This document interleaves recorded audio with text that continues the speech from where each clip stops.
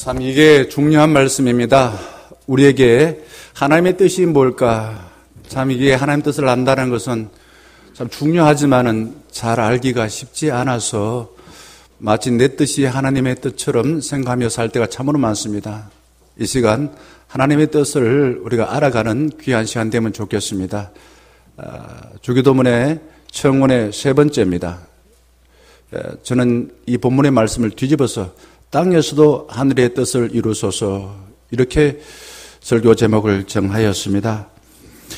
제가 고등학교 다닐 때 해마다 포항시 교회 대항 축구 대회를 했습니다.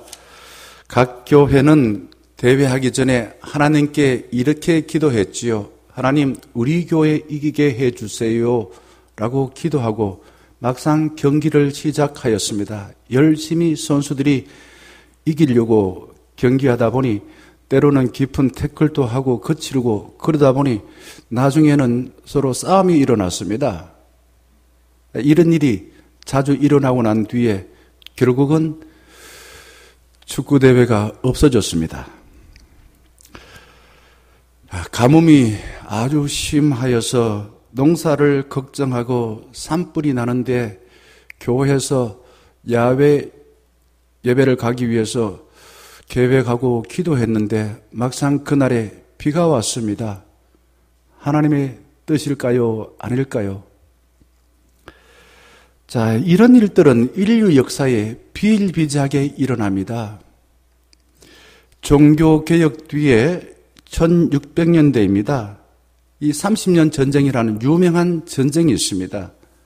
그는 하나님을 똑같이 믿는 가톨릭 국가와 개신교 국가가 40년 동안 아주 참혹한 전쟁을 펼쳤습니다. 개신교 국가, 똑같이 개신교 국가인 독일에서 루트파와 민츠파가 싸웠습니다. 최근이죠.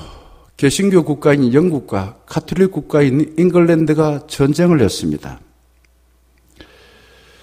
자, 하나님은 의인과 악인에게 골고루 해와 비를 공평하게 내려주시는데 우리는 나는 무조건 하나님의 뜻대로 살고 너는 다른 사람은 하나님을 거역한다, 틀렸다 라는 확신이 너무 강할 때가 많습니다.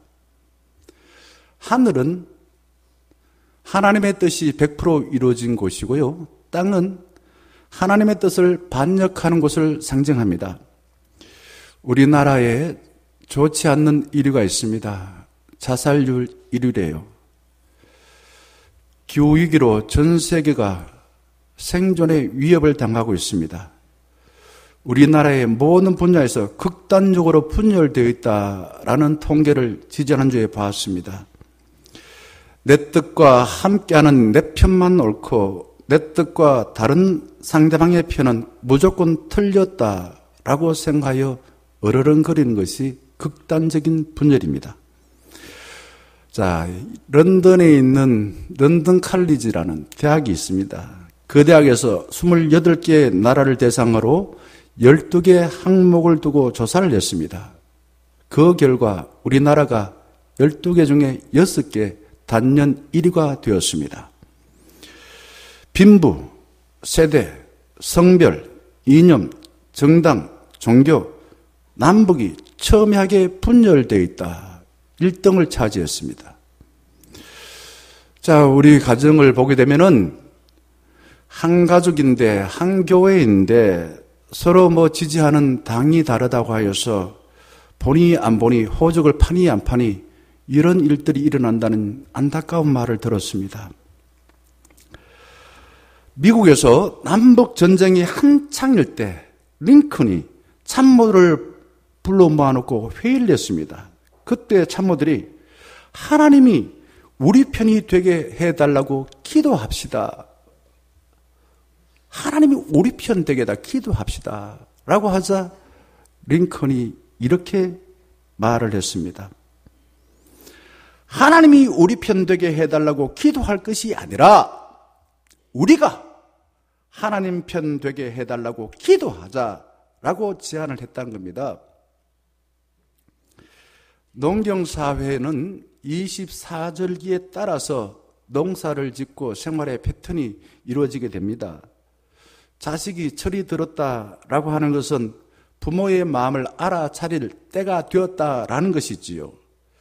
자식이 철이 없을 때는 자기 뜻대로 살다가 철이 들게 되면은 아버지의 마음을 알아차리고 싶어지는 것입니다.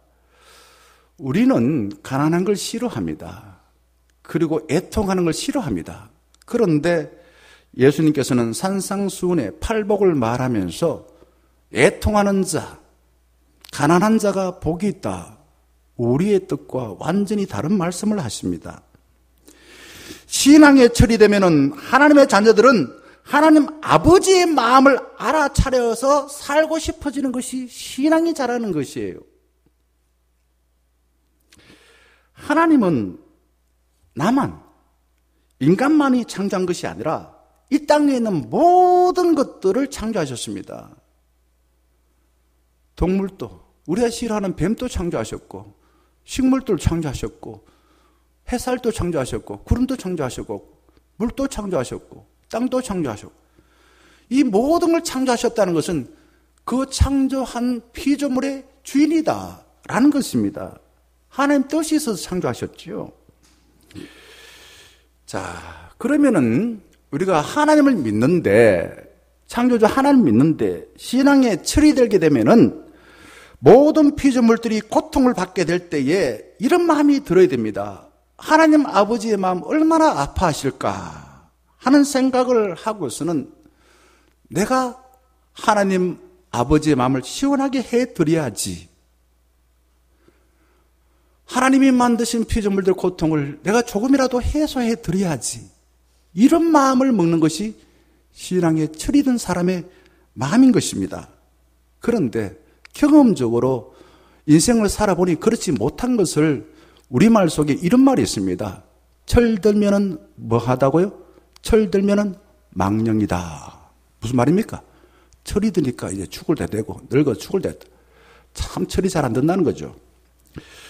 우리는 교회에서 이런 간증을 많이 들었습니다. 저는 태어나서 지금까지 교회에서 많은 신앙 간증과 많은 간증 집회뿐만 아니라 은사 집회도 참가하였는데 주로 간증 집회는 내가 사업에 실패하고 가정이 깨어지고 병으로 고생했는데 교회에 나와 예수를 믿었더니 하나님이 모든 문제를 해결해 주셨습니다. 할렐루야. 저는 그렇게 되기를 간절히 바랍니다. 그런데 목회를 해보니 꼭 그렇지만 않더라고요. 교회에 나와서 병 난 사람보다 병 낫지 않은 사람이 더 많았음을 고백하지 않을 수 없습니다. 내 뜻대로 되지 않는다고 하나님께서 우리를 버리신 걸까요? 저는 한번 고린도후서 12장 7절을 한번 보겠습니다. 여기에 보게 되면은 사도 바울이 자기의 병을 두고서 하나님께 간절하게 기도한 내용이 나와 있습니다. 육체의 가시를 두고서 8절을 보게 되면은 하나님 고쳐주세요. 고쳐주세요. 이렇게 3번 간구하였습니다. 그랬더니 하나님께서 뭐라고 대답하셨습니까? 9절 말씀 보게 되면 이렇게 응답하셨습니다. 너 은혜가 너게 족하도다. 이는 내 능력이 약한 데서 온전하여 짐이라. 참 좋은 고백 같지만은 막상 나가 이렇게 기도를 했는데 하나님이 이렇게 응답한다면은 교회를 다녀야 되나 말아야 되나 생각이 들겠지요. 왜 하나님께서는 이 바울의 기도를 들어주지 않았을까요? 믿음이 없었어요? 기도를 잘못했을까요? 하나님은 사도 바울을 보시고서는 네가 병을 갖고 선교를 하는데 장애물이 되는 것이 아니라 오히려 도움이 된다 라는 이해하기 힘든 응답을 해 주십니다. 제가 한 10년 전에 들은 이야기입니다.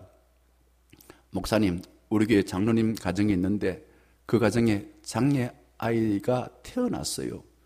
그래서 장로님이 정말 괴로워서 오랫동안 기도하고서는 교인들한테 이렇게 말했어요. 하나님께서 장로인 우리 가정에 또 경제적으로 나름 능력이 있는 우리 가정에 이 장애를 가진 아들을 선물로 주셨어요. 얼마 전에 돌아가신 이어령 교수의 딸 이민아 목사 간증 한번 들어보셨지요? 2012년 53살에 하나님의 분을 받았습니다. 일찍 죽었어요. 그의 삶의 궤적은 고난의 연속이었습니다.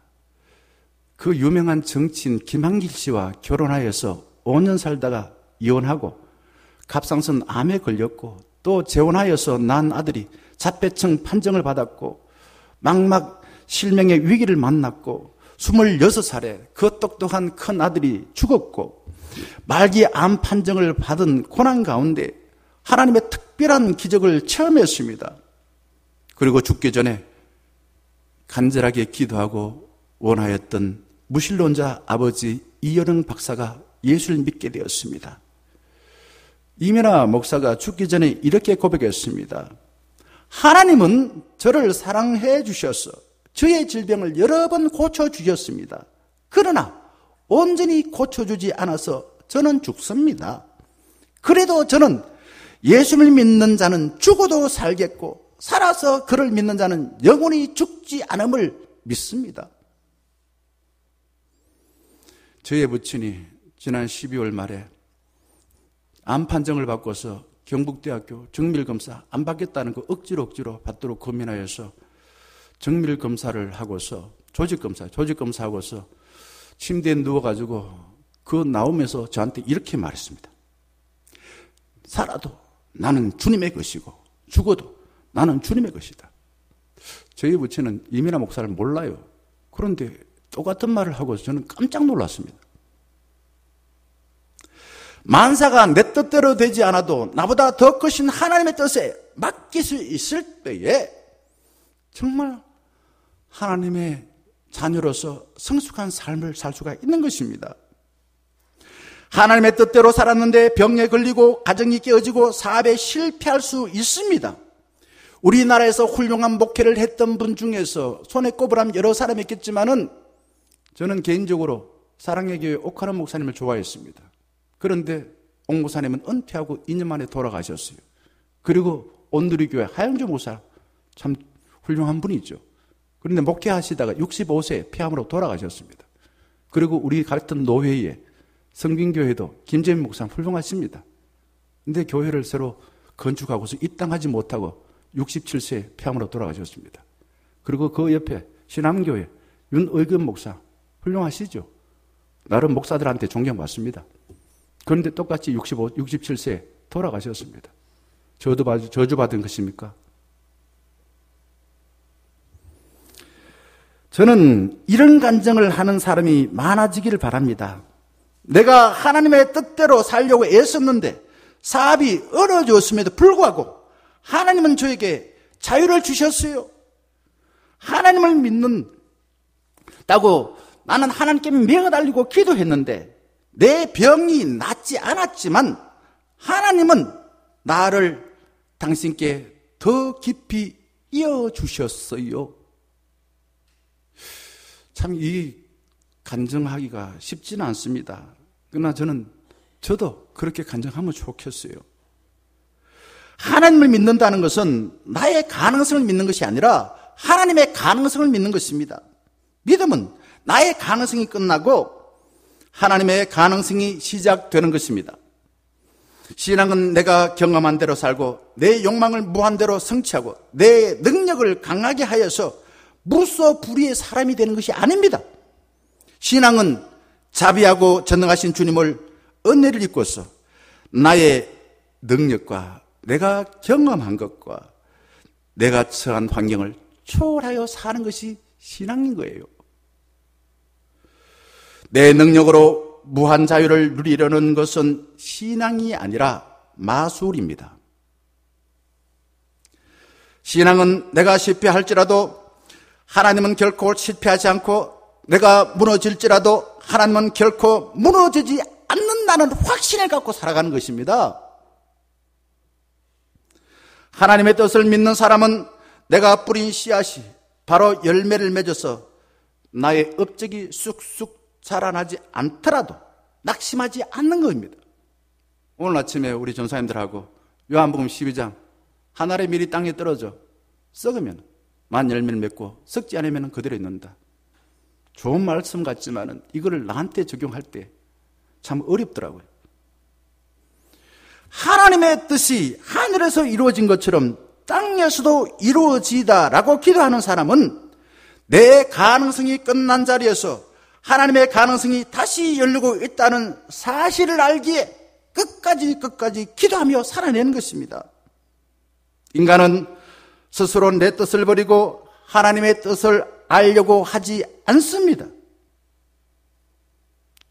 사순절 맞아서 우리는 고난 이야기하는데 고난을 받는 것은 싫어합니다. 그런데 사람이 변화되는 거 보니까 큰 고난을 경험한 뒤에야 내 뜻을 포기하고 하나님의 뜻을 분별하여 살려고 하더라라는 겁니다. 그러나 얼마 못 가 또 물에서 건져받은 사람이 살려주어서 고맙습니다 라고 말하기보다도 내 보따리 내놔라고, 와 나를 이 땅에 태어나게 만들고 나를 힘든 세상에 왜 살게 만듭니까? 이렇게 앙탈 부리는 것과 비슷한 것이 우리의 모습인 것입니다.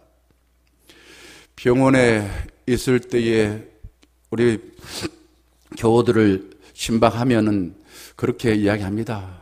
목사님, 살려만 주시면은 제가 태어나고 난 뒤에 하나님 뜻대로 살겠습니다 라고 다짐을 했는데 태어나고 나면은 잊어버립니다.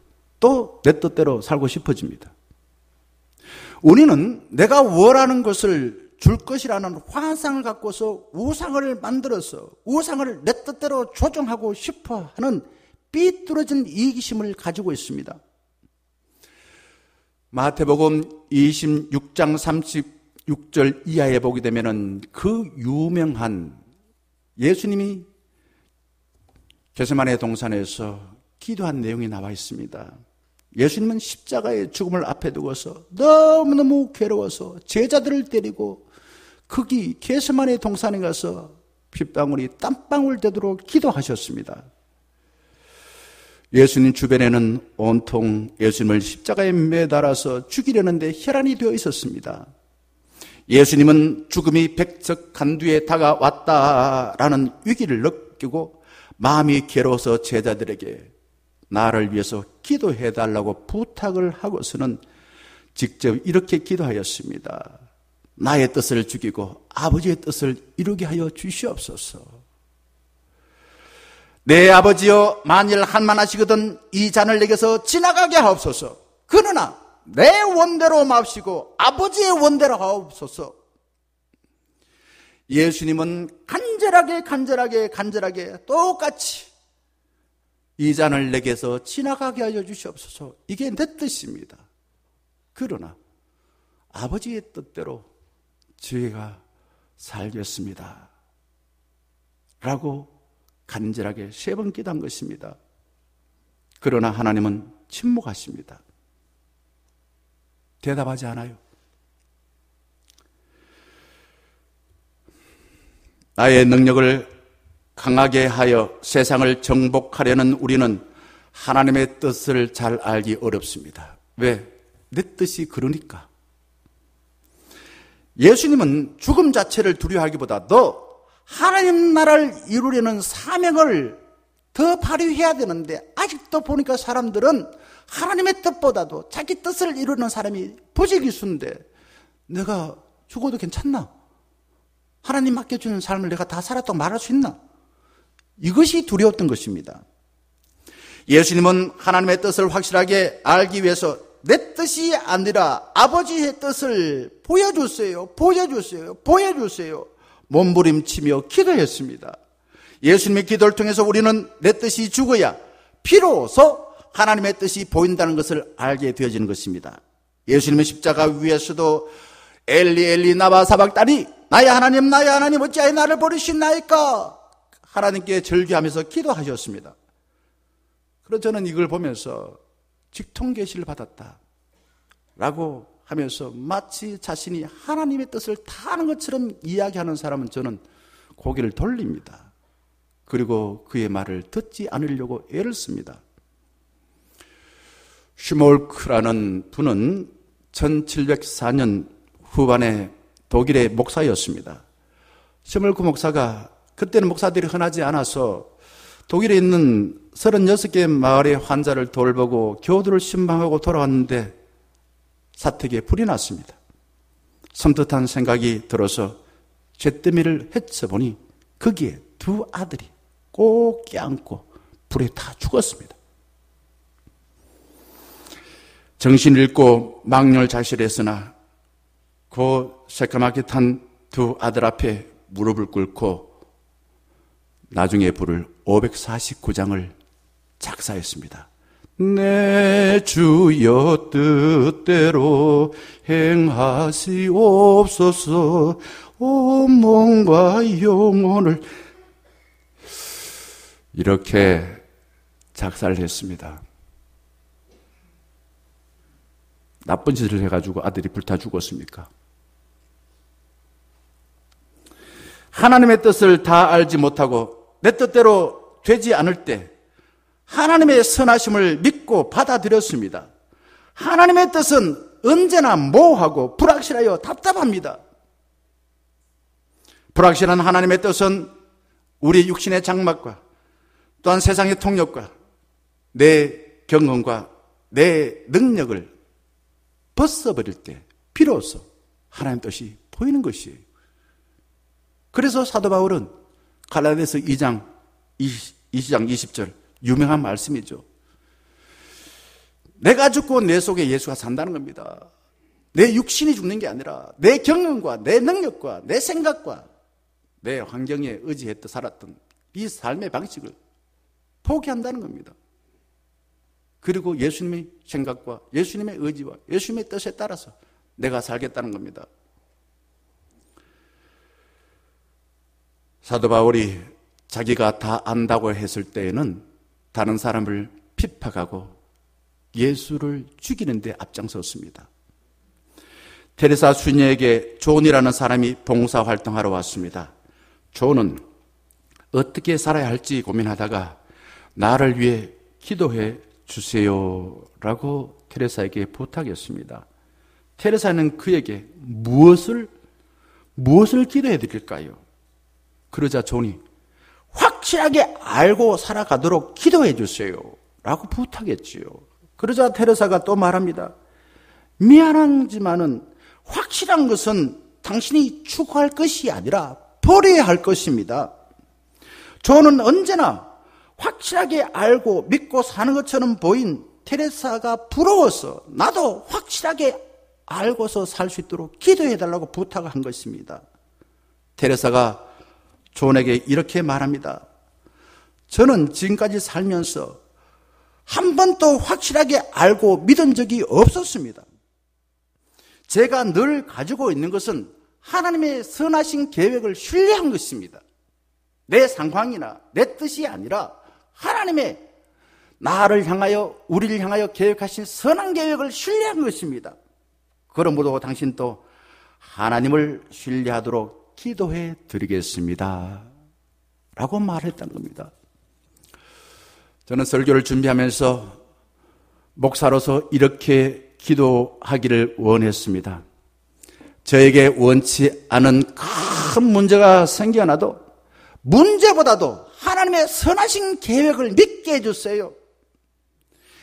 제가 해결하지 못한 큰 문제, 제가 원하지 않는 큰 문제가 생기더라도 문제보다도 하나님의 선하신 계획을 믿고 살게 해주세요 라고 기도하기를 원했습니다. 하나님을 다 알지 못하여 두렵지만은 내 뜻을 내려놓고 용감하게 하나님의 뜻을 믿고 살기를 바랬습니다. 요한복음 9장 보게 되면은 나면서부터 앞을 보지 못한 사람을 두고 사람들이 왈가불가합니다. 마치 욥이 가지고 있는 걸 다 잃어버리고 병들었을 때 친구들이 와서 마치 하나님의 뜻을 아는 것처럼 이야기합니다. 친구들이 와서 이야기해요. 그거와 비슷합니다. 이 사람, 나면서부터 앞을 보지 못한 이 사람, 이런 비참한 상황이 된 것은 조상들의 죄입니까? 부모의 죄입니까? 아니면은 지 죄입니까? 라고 왈가불가하면서 부모 죄다, 지 죄다 라고 하나님의 뜻이 아는 것처럼 이야기했습니다. 왜 그랬을까요? 그 당시 사람들은 병에 걸리거나 실패하면은 그 사람, 부모가 죄를 지었거나 지가 죄를 지었기 때문이다 라고 생각했기 때문에 그렇습니다. 욥의 친구들도 그렇고 지금 우리들도 그렇습니다. 목사님, 제가 이러이러한 문제로 힘들고 또 이런 일로 내가 병에 들었는데 다른 사람한테 이야기하지 마세요. 이렇게 합니다. 왜 그럴까요? 죄를 지어서 병들었다라는 사회 통념을 그대로 받아들이는 겁니다. 그런데 예수님은 요한복음 9장 3절에 이렇게 말씀하십니다. 이 사람이 나면서부터 앞을 보지 못하는 것은 부모의 죄도 아니고 그 사람 죄도 아니다. 뭐라고요? 자, 맨 밑에 봅시다. 하나님이 하시는 일을 나타내고자 하심이라. 이 말을 하나님이 일부러 그 사람 하나님 일을 하기 위해서 앞을 보지 못하게 만든 게 아니라 현재 그 사람의 상황을 보고서 하나님이 하실 일이 있다 이거죠. 그러고는 그 다음에 예수님께서 고쳐주셨어요. 하나님의 뜻을 알려면은 적어도 하나님이 어떤 분인지 알아야 되고 하나님의 통치가 어떤 것인지 알아야 되고 또한 하나님을 무한 신뢰하여서 하나님의 뜻이 이루어지는데 내 생각을 내려놓고 내 경험을 내려놓고 내가 지금까지 살아오면서 알았던 것들 다 내려놓고 주님을 신뢰하여 바쳐야 됩니다. 믿음은 내 문제, 내 능력보다 하나님의 선하신 계획을 무한 신뢰하는 것입니다. 이거를 말씀대로 내게 이루어질지어다. 지난주에 제가 말씀드렸나요? 성실할 때 성자가 말씀은 변에 이룰 성자입니다. 주님의 뜻을 이루소서 하나님의 말씀이 내게 이루어지다. 이게 성실하게 살아가고 그게 하나님을 신뢰하고 살아가는 사람의 모습인 것입니다. 예수님은 이 땅에 사시는 동안에 자신의 뜻을 이루지 않고 자신을 보내신 하나님 아버지의 뜻을 받들어서 자신의 삶을 온전히 헌신했기에 하나님의 뜻을 이룬 것입니다.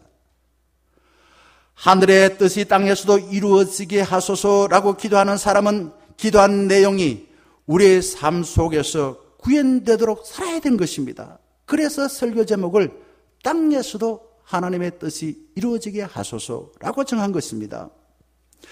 하늘의 뜻은 하나님께서 통치하신 하나님의 나라인 것입니다.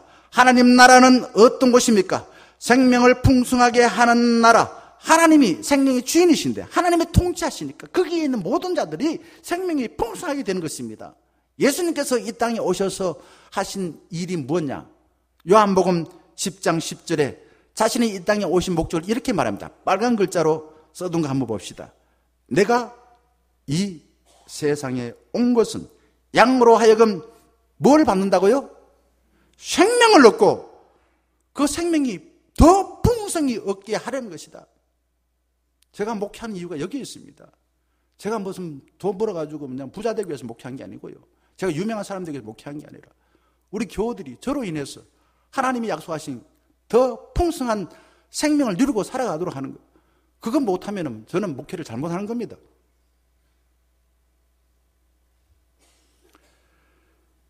하나님의 뜻은 우리를 지금보다 앞으로 더 잘되게 하는 것입니다. 지나온 삶이 끝이 아니라 지나온 삶은 참조사항이고 앞으로 더 잘되게 하나님이 해주신다는 겁니다.